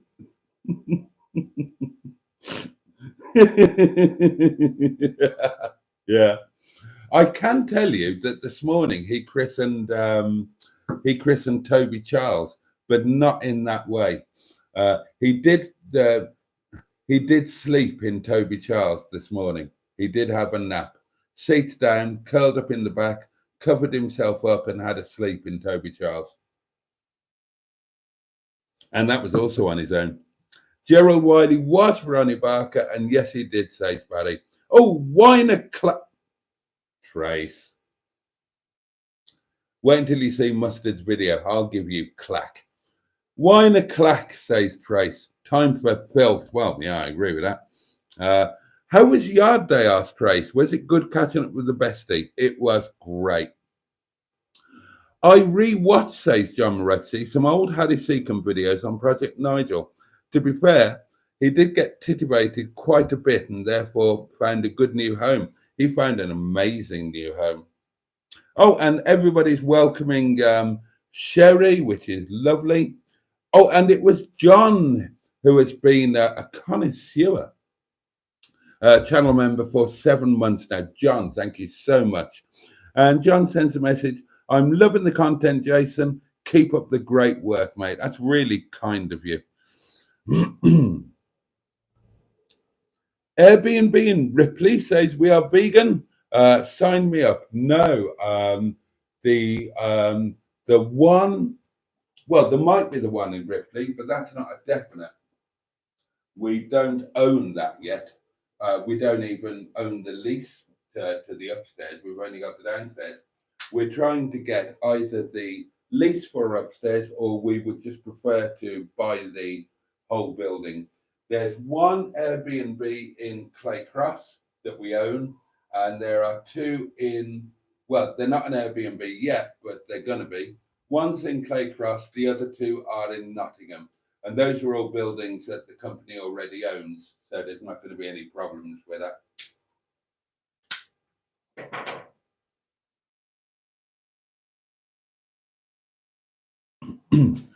Oh, okay. Oh, right. Very exciting to hear, Jason says, Joe. I wish you all the luck with the new job. And he's correct. Got to start focusing on the future and stop living on an overdraft. Peter P says, that's great news, Boaty. And Joe says, I cancelled my membership when you peed off that night with Joseph. Sorry. Oh, dear. And, oh, hello. Right. Best behavioural. Best behavioural. Karen is now with Barry. So, unless you want to end up on a list, be on your best behaviour. Hello, Karen. Lovely to see you. Well, not see you, but you know what I mean. Hope you're well. Lovely boy. Neil says, I've got the same ABS issue. It's an easy fix as long as the plastic sticks in the bloody bulb. I had to drill mine out, and unfortunately I clipped the bearing, so still no speedo, but it's on the list. Thank you, Peter P. That's very good. Joe says, I will message you soon, as I would genuinely buy him. He's the exact spec and engine I'd want a 45 to be, and automatic. He is indeed, Joe. Sherry says, you have no idea how you made me laugh at myself just now at my premature comment ejaculation. It took 3 tries, but you finally got to see the whole quote from the TV commercial. And congratulations on the job. Yeah, well, I'm not counting my chickens because, you know, sometimes with the best will in the world with my lovely Nepali family, things don't turn out as discussed. But, you know, talks about this have been bubbling on for a while, and I'm reasonably confident that he's serious, at least on some level. And I genuinely do need to. YouTube isn't going anywhere. I'm going to tell you about my plans in a moment, but I need to take a sensible pill. And first priority, as Joe said, I need to stop living on an overdraft. And I need to make sure that I'm living within my means. It's weird. You know, all of my adult life, I've been fortunate enough to be successful and not worry about money. And then it's like at the age of almost dead, I'm going through the sort of skint phase that we normally go through in our early 20s. And now I'm having to go through a growing up phase where I accept that number one job has to be to pay the bills. All singing, all dancing stereo. Great description, says Bad Books. I should have taken the wiper from James, says Mustard. Oh, God. Honestly, I had the worst drive home. The reason it took me so long, I had to keep pulling over to let traffic go past because I couldn't drive at a reasonable speed. I just genuinely couldn't see where I was going. I stopped by the church at the bottom of Chapel Brown, and I took the wiper off, and I had a microfiber with me, and I stood out in the middle of the storm expecting to be hit by lightning. I got so wet, soaked, and I did everything I could to try and clean the wiper blade up. so that I could get. Oh, but it was a night. I mean, I'm home safely. It's all good, and it's funny now. But my God, imagine it. I'm standing there in a storm. I'm being hailed on, snowed on. I'm wet through to the skin, and I'm wrestling with a poxy wiper blade, trying to just get home. Oh God. Paul, I'd have taken the arm off the ungrateful sod, says Neil.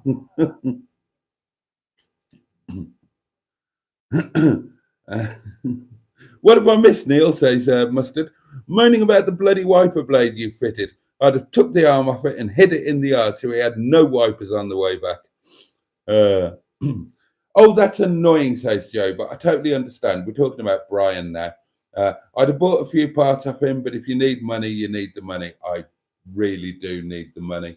I pinged Neil and to explain. I said, look, I'm really sorry, but if you want the seats or the door cards or whatever, the only way I can do it is if we agree it now and you pay in advance, because otherwise I'm just going to have to send him. And I'm just going to have to send him. I've got to get that money in the bank. It can't be helped. I have a question, says Ross. If you strip the car for parts, do you still get the same scrap value? No. Is the answer to that, Ross? No, not really. The value that I've been given on Brian is him being complete and original. If you strip parts off, then you're not selling him to a recycling firm. You're going to weigh him in, and the weigh-in value is a lot less. So, by the time you strip the parts and you just weigh him in, you're going to get about 60 or 70 quid with what's left, something like that. So no, nothing like the same value.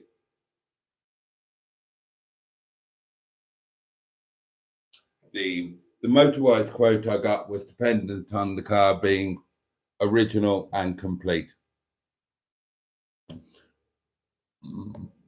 Admittedly, I've nicked the steering wheel and swapped it with Sheathans, but they won't notice that.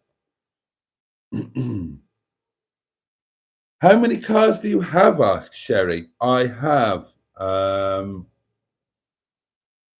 personal cars. I think I have 8.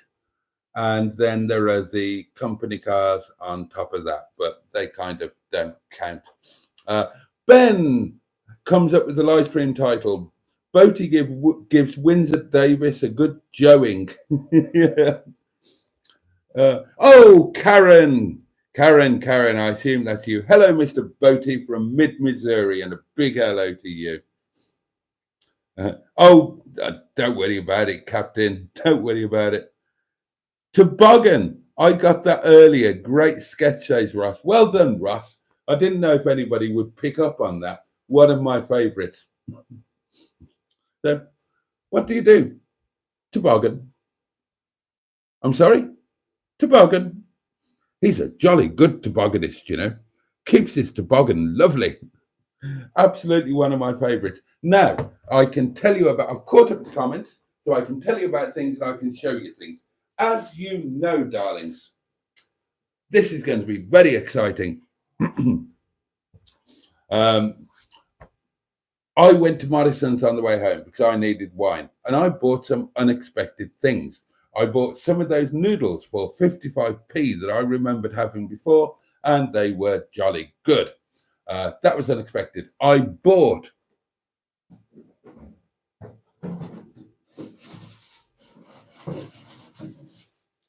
8 bread rolls that were very, very heavily reduced. That was unexpected.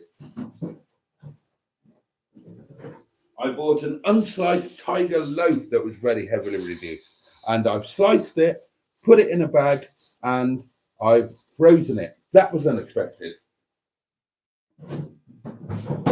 But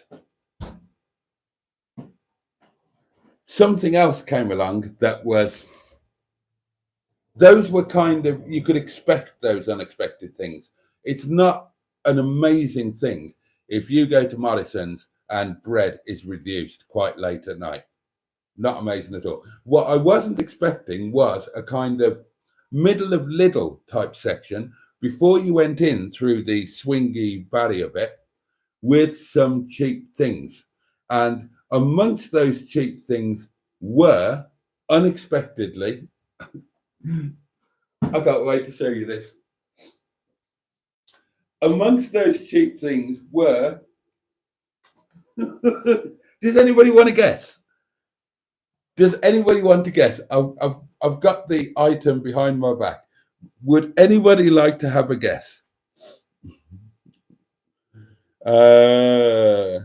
Wait, new job says Black Lines. Billy Connolly says GSJC5. Yeah, absolutely correct.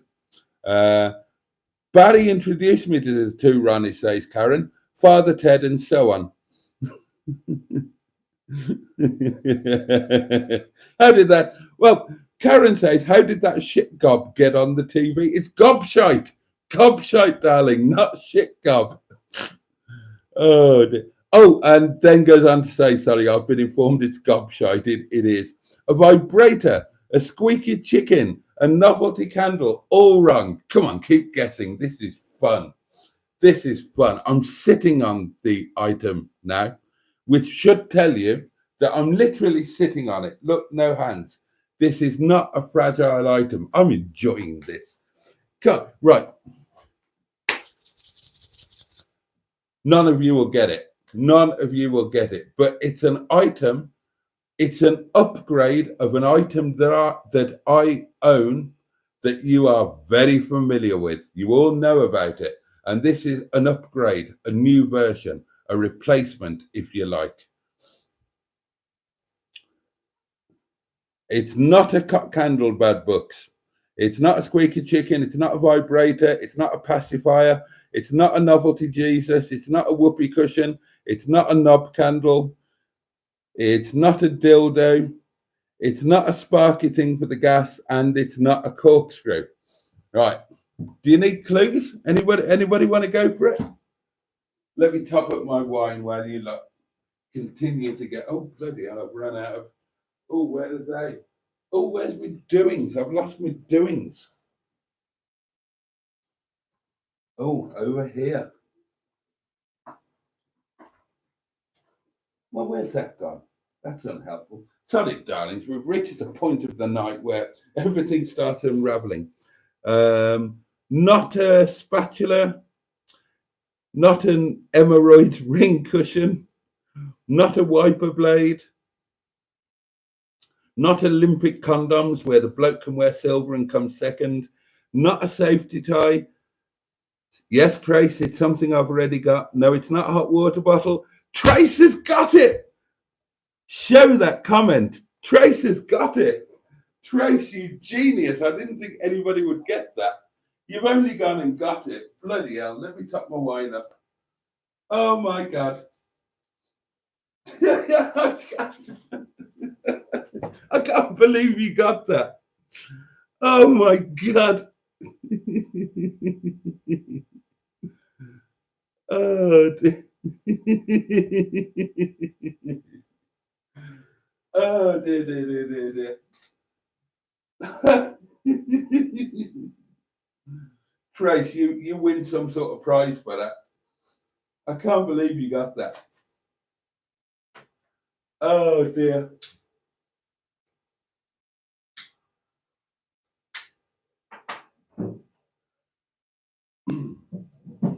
Let's top me wine up. Gosh, this is exciting. If they've got a SpongeBob on the front, I'll be impressed, says Black Lines.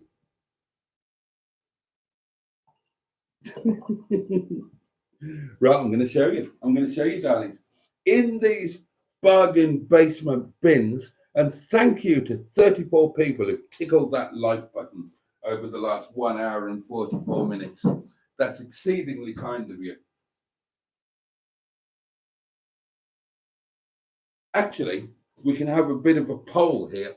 Now, in these bargain buckets were French pants.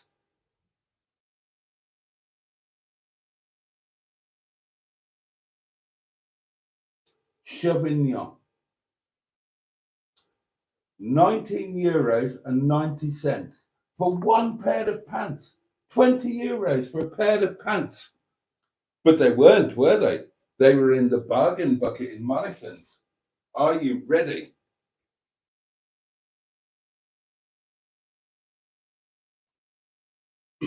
Are you ready for the big reveal? Let's have a look.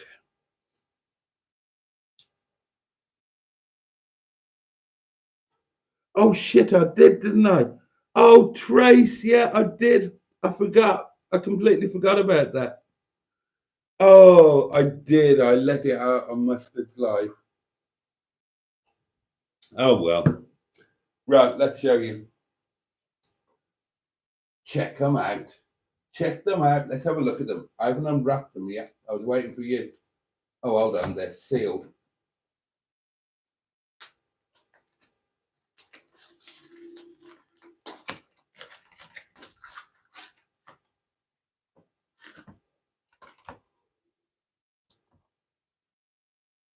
Welsh red, darlings. Welsh red. Oh, hang on. What's the back? Oh, that's the back. So that's the front. That's the action area. What do you think? Chauvignon boxer, sans couture. What do you reckon? And now, these are the sex pants because those are Welsh red, and my sex pants are always Welsh red. But I went mad because they were cheap, and I got another colour as well. You know, I've been saying I need to upgrade my underpants. Well, look, so I've got my sex pants, and I've got some, I don't know, what will these be? Sunday best pants. So these are for, you know, well, I mean, they're sex pants, so they're for those occasions. And these can be a pair of best pants for when pottering isn't necessarily going to be on the menu, but you know, I just want to look good, feel good. Oh, baby, yeah, how brilliant are they? And get this, right? You saw I showed you the price ticket, no line, €19.90, €20 bar 10 cents, £1.99 each. £1.99 each. And if I had more money, I'd have bought 10 pairs of them. I mean, let's hope they fit. The sizing was a bit awkward because it was all in sizes that I kind of didn't understand, but they look about right.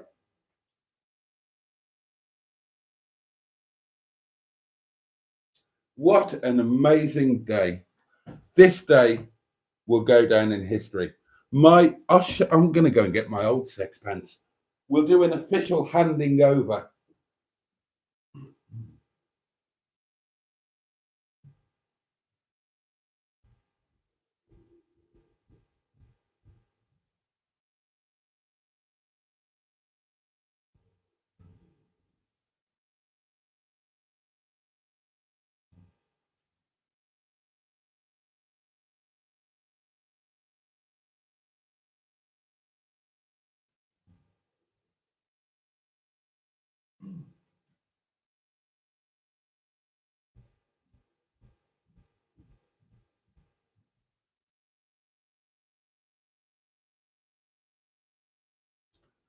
Okay, darlings.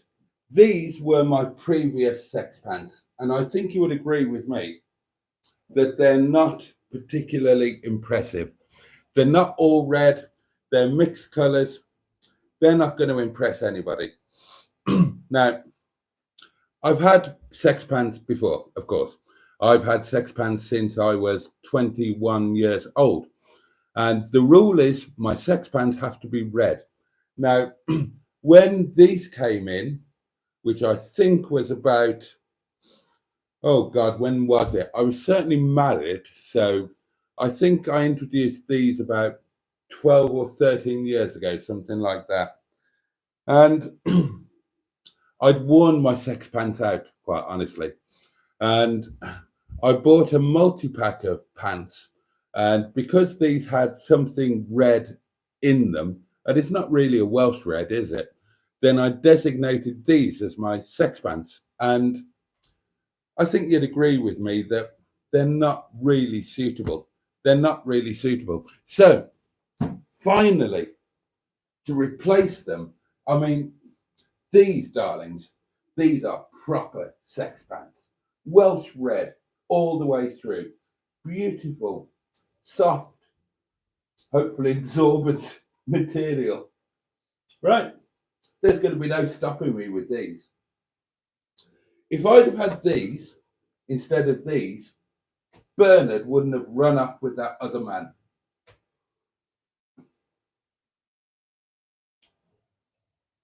Things are on the up, darlings. Oh God, that sounded wrong. There's a video title for you. New sex pants. Things are on the up.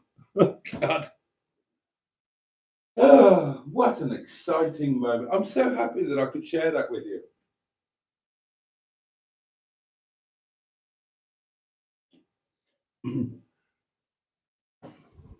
The sex pants are dead. Long live the sex pants. That's what I say. Right, let's catch up with some comments, shall we?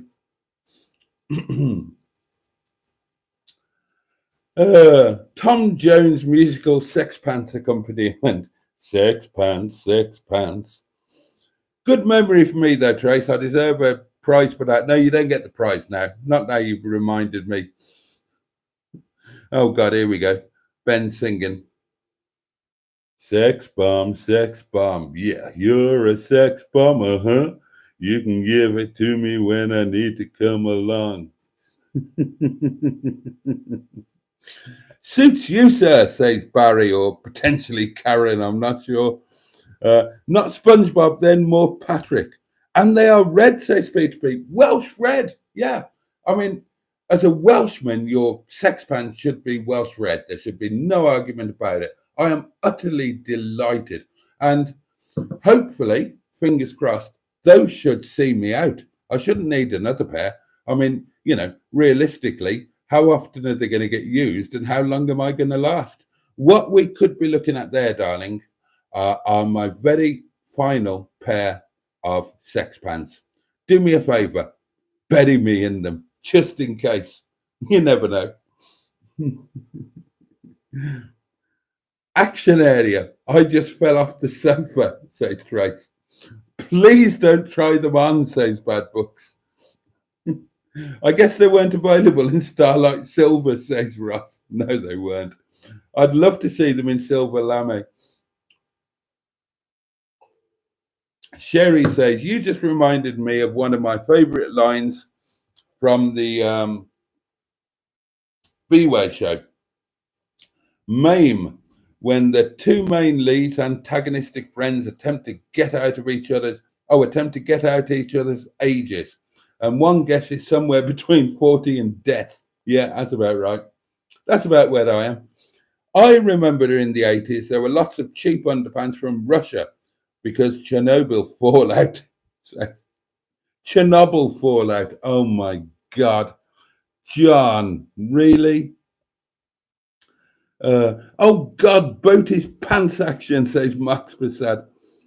It begs the question as to why the French are offloading their undercrackers, says Bad Books. 42 people are watching him show his pants, says Neil. Oh, you're going to stop traffic with those, Boaty? Hell yeah. They're very baboony, says Black Lines. Scouse Red, says Ross. Back to Rill you go. He'll be beating the Liverpudlians off with a stick, says Neil. Which member is Trace? Asked Sherry Cat. Oh, and Trace is on to the Trace the Greenwood. Right, darlings. Well, that's the sex pants dealt with.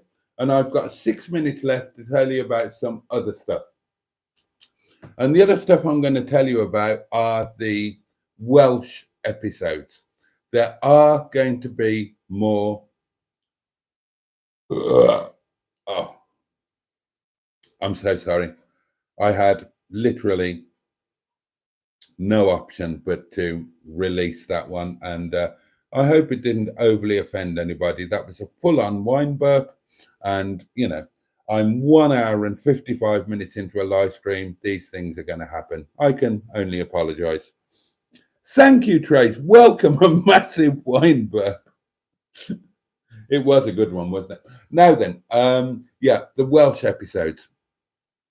Thank you again for your support on the first episode. Massive thanks to Sean, obviously, but also all of you who in various ways helped to make it happen. It's done quite well. It's doing well for the channel. I think it's going to be a slow burner. I think it will continue to bring in views, bring in subscribers, and that it will help people to find these live streams, our community, other videos. There are going to be more, and they are going to be, ideally, bi-weekly. Now, Yard Day today. Next Monday, I can confirm that I will be recording episode 2. And I'm sure that all of you, because I've spoken about it, all of you know what episode 2 is going to be about. Now, what I can add to that is that there is going to be an episode in Anglesey, which I will not be filming alone, but that is going to be at an unspecified future date. So I don't know what episode number that's going to be, but it is going to happen. It will be a road trip, and it will be with somebody else. And I can also further confirm, I'll just check the shorts are very nice, says Sherry, and I love the maroon stroke mauve colour. And Ben says, Ben, am merely the faint afterglow of Tracy's last spanking. Yeah, indeed you are. Oh, God. Oh, it'd take a lifetime to explain what you are, Ben, except you are just generally wonderful.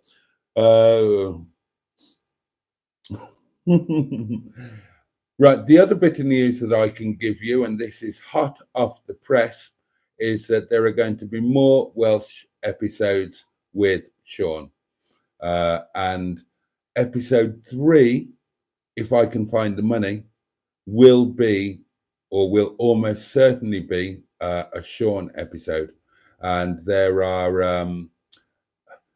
a couple of possibilities being mooted, but one of them, and I'd love to know what you think of this, we both have history with this place in both childhood, in both of our cases, and adulthood in my case, Barry Island. What do you reckon to that? Good idea or not a good idea? Over to you. And on that note, at 2 minutes to midnight, it is time to start saying your good nights. So I think I've told you everything I want to. I've rattled on about Windsor Davis, who I'm head over heels in love with. I've told somebody that I'm willing to sell Stigba. I've told somebody else that I'm willing to sell my Dickadum-Dum, the Rover 45 V6. We've covered the scrapping of Brian and my being skint. I've shown you my new sex pants. We've tasted some wine, and I've told you that it's perfectly decent and getting better and better. We've covered what happened today, and I've told you about the future of the Welsh things. Oh, Barry Island, great idea, says Trace. Gavin and Stacey is still a massive fan thing. Yeah. Yes, yeah, I'll get him to bring it along, Ben. Good idea, says Paul Ackrill. I like the idea of Barry Island, and Sean has got history there as a kid, and of course I've got history there as a kid. I've also got history there as an adult, because I took my family, I took the wife and kids there more than once. But there is another very personal aspect to it, and it seems to be a theme that that with all of these Welsh things, there's a bit of an emotional, personal connection. Now, the thing with that is that I had childhood history with Boaty Island. History as an adult with Boaty Island. When I separated from my wife, and I spent those 2 years in the cottage in Wales, which you all know about, I didn't know anything about Gavin and Stacey.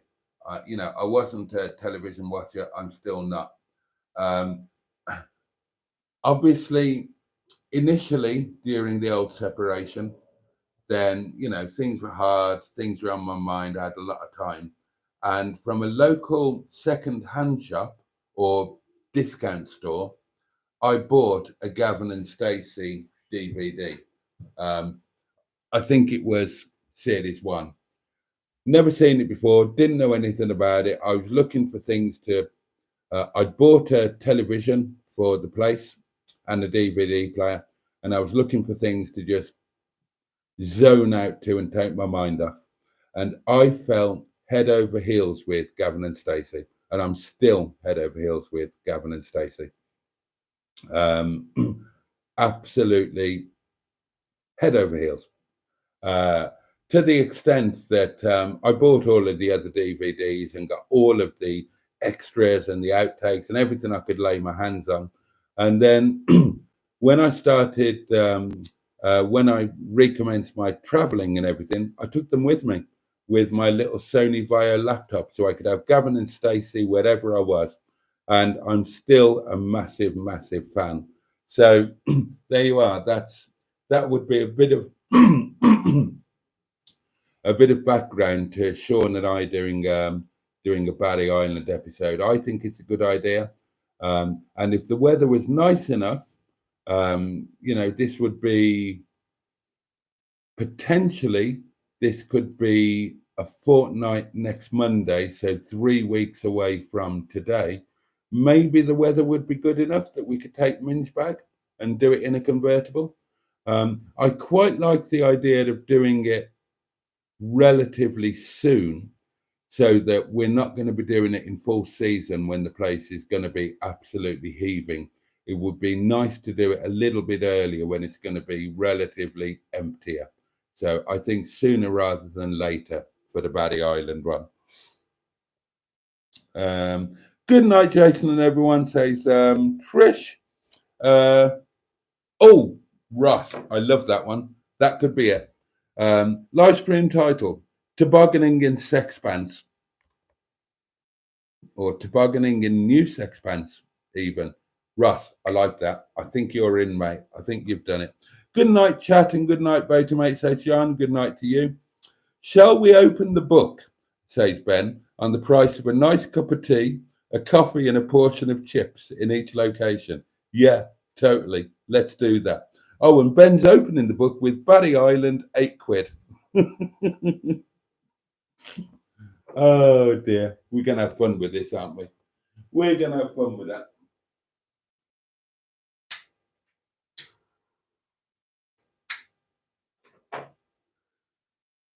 This chat can be resumed and will be resumed tomorrow, darling. One last little note to leave you with. In case you were wondering about supper tonight, staff curry from Istanbul. Didn't get that last week, did I? And I'm looking forward to it. Oh, and lunch tomorrow. Bit of a treat on Sunday night from work. That is a very heavily overnight marinated tandoor cooked chicken leg. Let's have a look at it. Can I show it to you? No. Really looking forward to that, and I'm going to be having that with some lovely chips and a bit of coleslaw. So I'm going to be eating like a king, even though I'm as poor as a church knave. So thank you so much to everybody for your comments tonight.